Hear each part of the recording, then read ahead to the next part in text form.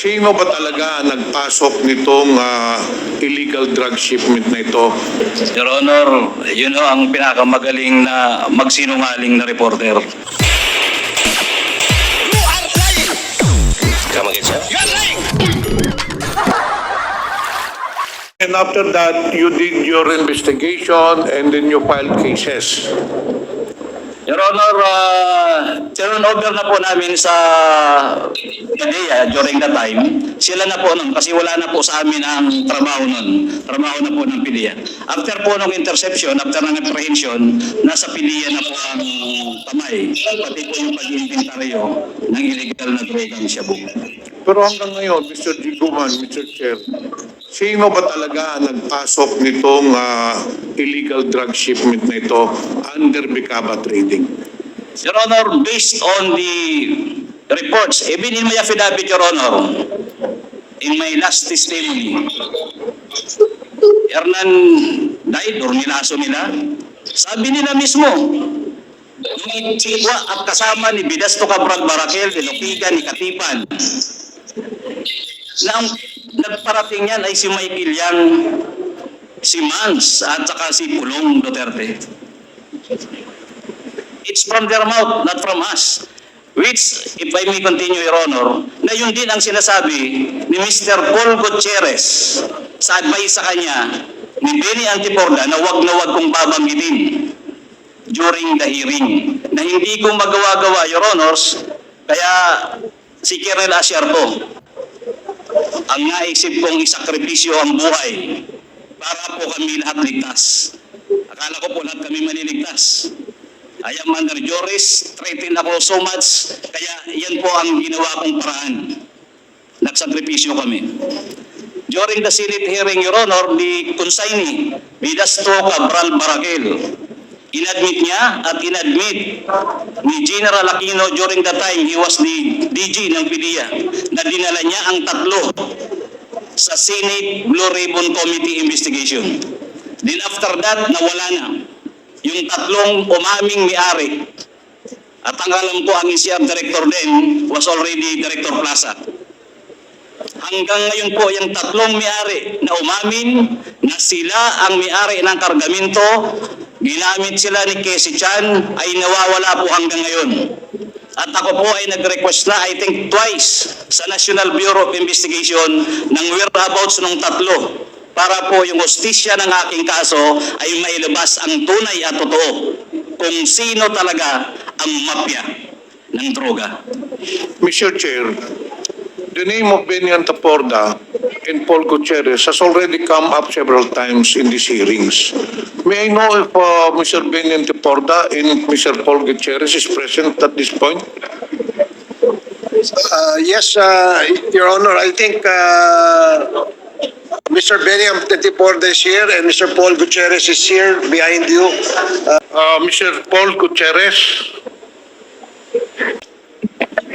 mabuti nandito po kayo, Mr. Paul Gutierrez. Kasi dito sa sinumpang salaysay ni Jimmy Guban, paragraph 18. While I was detained at the Senate, a media personnel who introduced himself as Paul Gutierrez, who worked as staff of Secretary Benny Antiporda, accompanied by a Blue Ribbon Committee staff, came to my room at the Senate where I was detained, and thereafter, wag mong banggitin ang mga pangalan nila Pulong, Michael Yang at Mans.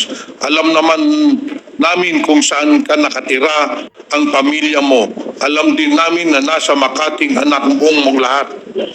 Did you make this threat when Mr. Jimmy Guban was detained at the Senate premises? No, Mr. Chairman. I categorically deny the lies being spread by Mr. Guban in this committee, Mr. Chairman. But you were there during the hearings. Mr. Chairman, at the time I was assigned as a reporter for People's Journal Tonight, my beat is the Senate. That's why I'm always there to cover all the hearings and all the developments in the Senate and also at the Bureau of Customs, Mr. Chairman.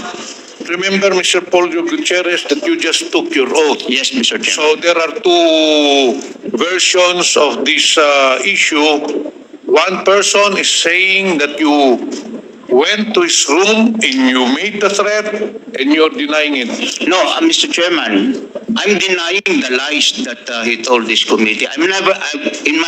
When this issue was first brought up, when these lies was first propagated by Mr. Guban during the hearing on August 26, I already issued a statement confirming that I indeed went to see him in his detention room in the Senate, but I denied that I made those threats to him, Mr. Chairman.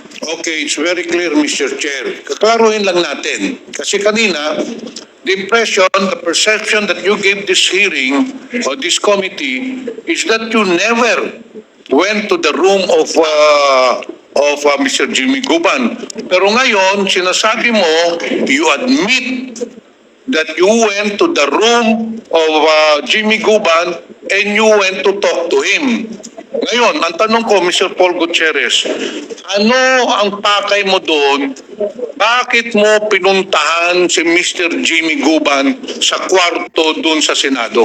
Well, Mr. Chairman, at that time, let me kindly allow me to put a little context dun po sa pagbisita ko po sa kanya. At that time po, matagal na po siyang nagtetestify sa Senado at katulad po ng kanyang ginagawa ngayon, marami na naman po siyang palabas. At that time, we were really curious kung talaga ba siya po ay may sakit, kinakapos ang hininga, tumataas ang blood pressure. Yan po ang style ni Mr. Guban noon pa man sa Senado eh. No? Sandali, Mr. Paul Gutierrez, ikaw ba ang doktor ng Senado? Hindi po, hindi po. Sasabihin mo doon na you wanted to see the health condition of Mr. Guban? You told me, or you told this committee earlier, that you were a media personnel when the Senate hearing was being conducted. Tama po. Ngayon, ang tanong ko, answer me in simple terms, Apo. bakit ka pumunta, anong oras ka pumunta doon sa kwarto ni Jimmy Guban? Hindi ko na po ma-recall yung oras, Mr. Chairman. Hindi, bata ka pa naman, Mr. Paul Gutierrez. Do not say lies. Hindi po ako nagsisinungaling, Mr. Chairman. I went You know, gabi o araw ka pumunta? Araw po yun, araw po. Araw. Opo. Mga umaga o hapon? I believe after the hearing po yun, siguro po mga after lunch po siguro. Yan. Hindi po Mas this hearing. malinaw. Opo. Never tell lies here in the hearing. Kasi we want to ferret out the truth. Opo. Ngayon, pumasok ka doon sa kwarto ni Jimmy Guban sa Senado, may kasama kang staff ng Senado. Ano ang pakay mo doon kay Jimmy Guban? Yun ang tanong. Opo. Gusto ko lamang po at the time unang makita personally kung totoo po ba yung kondisyon niya maayos po ba ang kanyang kalusugan. Hindi ka naman doktor, Mr. Paul Gutierrez. Yun lang ang pakay mo? Hindi po. Para tignan lang kung Hindi po. anong health condition ni That is a very flimsy excuse. Why are you a doctor? Why are you so concerned with the health of Jimmy Guban? Why don't you tell us the truth? What is the real reason why you went to the room of Mr. Jimmy Guban? You tell this committee because you want to see the health condition of Jimmy Guban? You're not even a personnel of the Senate? O, sabihin mo ang totoo. Ano ang pakay mo? Bakit ka pumunta doon sa kwarto ni Jimmy Guban? Tinanong ko rin po, unang-una po, sa pagkakatanda ko po, tinanong ko po si Mr. Guban, kumusta ba ang kanyang pakiramdam? At naitanong ko rin po sa kanya, at ito naman po ay napatunayan ng mga sumunod na pangyayari, na ano po ang gagawin niya sakaling siya po ang ilaglag ni Mr. Asierto, ni Colonel Asierto. At sinabi naman po niya na hindi pwede niya lang gawin sa akin yan dahil mas marami akong alam sa kanila. At yan naman po yung napatunayan po. In the end of the day po, ang nilaglag po niya ay si Colonel Asierto. Pero yun pong sinasabi niyang tinakot ko po siya, Mr. Chairman, on behalf of the people that I don't know personally and who don't know me personally, hindi po nangyari yun, Mr. Chairman. Mr. Paul Gutierrez, Mr. Chair, isalaysay mo nga dito, dahan-dahan mong isalaysay, pagpasok mo doon, hanggang natapos lumabas ka, ano ang pinag-usapan ninyo ni Mr. Guban? Ang natatandaan ko, Simulan mo from the very beginning. Sabi mo, kamusta ang katawan mo, kamusta ang health mo, o sunod, anong tinanong mo? tapos nga po, tinanong ko po siya kung anong gagawin niya sakali pong ilaglag nga po siya ni na Colonel Asierto, sabi po niya, hindi po pwede yan kasi mas marami kong alam sa kanila. Tinanong ko rin po siya kung yung pong isang dating opisyal ng National Press Club na palagi po namin nakikita sa hearing, kung yun ba ang kanyang kaibigan na nag-PPR sa kanya, hindi po siya umimik dun sa tanong na yun. Ano pa, Mr. Paul Gutierrez? Yun lang po ang natatandaan ko, Mr. Chairman, sapagkat kung may bahid po ng katotohanan ng sinasabi po ni Mr. Guzman, Mr. Chairman, unang-una po, dapat po ako po ay pinagalitan ng chairman ng Blue Ribbon Committee. Dapat din po, nasisigurado ko, sapagkat kasama po namin doon ang isang security po ng Senate, nasisigurado ko pong isusumbong po ako ng Senate Security sa aking maling ginawang aksyon, at nasisigurado ko rin po dahil stricto po si Chairman na Dick Gordon ng mga panahon na yun, ay malamang po hindi na po ako nakapag-cover pa ng anumang Alam mo, balita sa Mr. Senado. Chair, Mr. Paul Gutierrez, ikaw ay nagsisunungaling, very clear. Bakit? Kaano-ano mo ba si Jimmy Guban? Why are you so concerned about him na binisitahan mo siya doon in spite na labag doon sa rules ng Senado? Why are you so concerned with Jimmy Guban? may permission. Kaano mo siya? Kaibigan mo ba siya? Kakamag-anak Hindi po. mo ba siya? Hindi po. Hindi ko nga, nakita ko nga lang po siya sa Yes, because of that, because of your concern, you go to a resource person of the Senate hearing when you know it is not allowed, when you know na labag yun sa rules ng Senado, para lang tignan siya, tapos baka ilaglag siya, yun lang. I'm Hindi sorry. ka pinapaniwala yan, Mr. Paul I'm sorry, Mr. Gutierrez. Chairman, but hindi po concerned. Maybe po yung pong pagiging curious ng isa pong reporter kung ano ba talaga ang katotohanan po sa sinasabi po nitong... Ewan ko, Mr. Chair, kayo ba ay naniniwala na pumunta doon si Mr. Paul Gutierrez dahil lamang curious siya? Dahil concerned siya sa health ni Mr. Guban? O kung concerned siya baka ilaglag? Naniniwala ba kayo doon?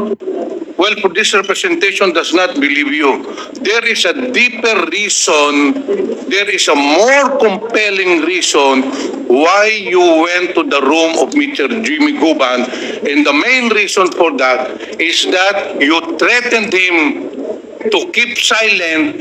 Sinabihan mo sa kanya na huwag kang magsalita, huwag mong bagitin itong mga tao nito. Alam namin yung pamilya mo, alam namin saan nag-aaral. Yun ang pinuntahan mo doon, Mr. Paul Gutierrez. Hindi po. Mr. Jimmy Guban, andyan, kaharap tayong tatlo. Kaharap tayo sa buong Your Honor, yun ho ang pinakamagaling na magsinungaling na reporter. Dahil ano po ang pinakadahilan, bakit niya ako pupuntahan sa kwarto ko na hindi nga kami magkakilala? Hindi ko siya kaano-ano. Hindi rin ako humihingi ng tulong sa kanya. Wala naman po ako nagpasabi na, Mr. Paul, tulungan niyo nga po ako dahil malakas kayo kay ganito. In fact, Your Honor, hindi ko rin ako kilala si Mr. Vinny Antiporda. Sa kanya ko lang din nakilala at nalaman ko rin lang doon na si Vinny Antiporda at Michael Yang at siya. Hindi man ako nag-i-interest sa National Press Club, that is not my job. Siya na din ang nagsabi. Doon ko lang din po, Your Honor, nalaman na sila ang officers ng National Press Club. Hindi ko po kilala, Your Honor. Pakisabi mo dito sa komitiba, ano talaga ang sinabi sa iyo ni Mr. Paul Gutierrez? Kasi puro kalukuhan yung sinasabi niya eh. Your Honor, he threatened me na pag binanggit ko ang pangalan ni Michael Yang, Pulong Duterte, Mans Carpio, and his boss, Vinny Antiporda, mamamatay kaagad ako, kasama ang pamilya ko, lalo na kung ako, ilipat na kaagad sa Pasay City Jail. So that is their plan. So doon po nila ako ternitin. At may kasama po yan, hindi po guard, empleyado ng Blue Ribbon na babae.